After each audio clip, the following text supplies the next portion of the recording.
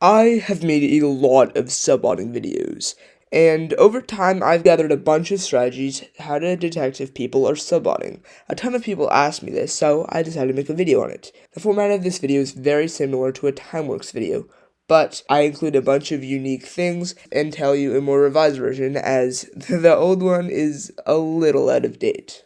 So, what is a subbot? There are a few ways to get subbots. One, making a billion Google accounts and doing it yourself. Or you could go on the websites, and I mean there's dozens, where you can buy these bots online for usually a few cents per subscriber. The way these work is quite complicated, and I may make a separate video on itself. There's just not enough time to talk about it on this video. This is my first strategy, and make sure even if subbotting is an option, that's the view to subscriber ratio. 100 or higher view to subscriber ratio is considered normal. For example, a channel with 100,000 subscribers would have around a 10 to 20 million views. Now, a great example of this is BanGRL. But this is not conclusive, as a channel such as mine, who got a shout out, I have a very low view to subscriber ratio, but the next thing, engagement, is very high. When it comes to engagement for subbotting, there are three main criteria. One, views, then likes, and comments. Usually likes and comments are more significant as they're harder to bot and very easy to detect. A good ratio is anywhere from 20 to 50 likes per subscriber, and for comments about 100 to 200 views per subscriber. This video, which has 66 million views, is a great example of an account with a lot of views and a lot of subscribers, where the view to subscriber ratio doesn't raise any alarms, but the incredibly low engagement is.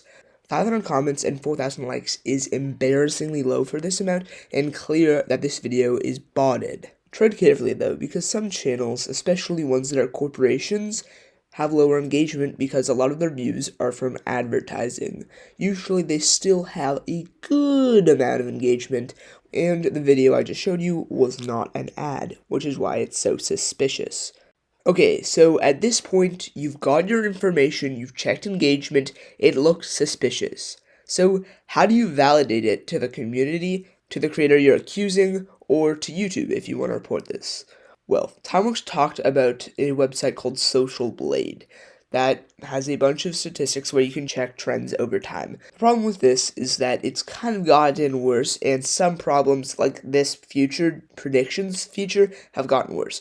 I recommend the Wayback Machine or ViewStats. These are websites with huge amounts of data who can get you information on pretty much anybody over a long period of time. If you decide that you want to contact them, then you can go to their channel description, and in most channels you can see email. Then hit them up in email, try to sound a bit formal, and don't come off as aggressive to try to see if they'll respond to you. This works very well, and they may accidentally incriminate themselves or confess on the spot. There are some problems with the Wayback Machine and ViewStats. For example, when I made a video on Beast animations, I looked at the Wayback Machine, and I couldn't find much because it didn't work. But then, for some reason, it was glitching, and then I could find it, now I still can't, and realized that they actually were tied to Mr. Beast, and was originally called Mr. Beast 3. Another way to validate if a potential subbotter is, well, subbotting is if over time their views and subscribers did not correlate. Again, with the Cool Man Things example, this is because he got really big on Instagram, which resulted in an influx of popularity on his YouTube channel.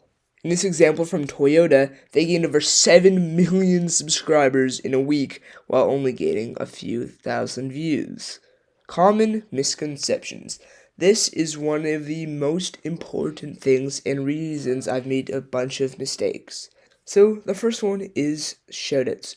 Shoutouts, if you don't know the context, can be easily perceived as subbotting, and is very common.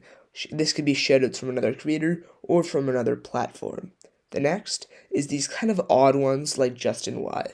Justin Y got very famous from making YouTube comments, which gained him nearly 800,000 subscribers, even though he never subbotted.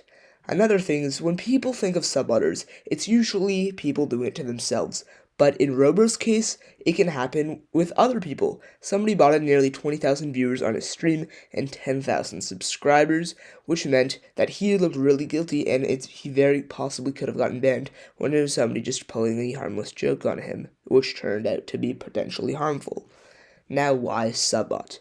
A lot of people have it in their minds that subbotting will equate to real views and real viewers coming to their channel, but in reality, there's no conclusive proof of this. And it's kind of just feeding back yourself a lie. You also don't make any money from these subscribers, and you're just wasting a bunch of your own money.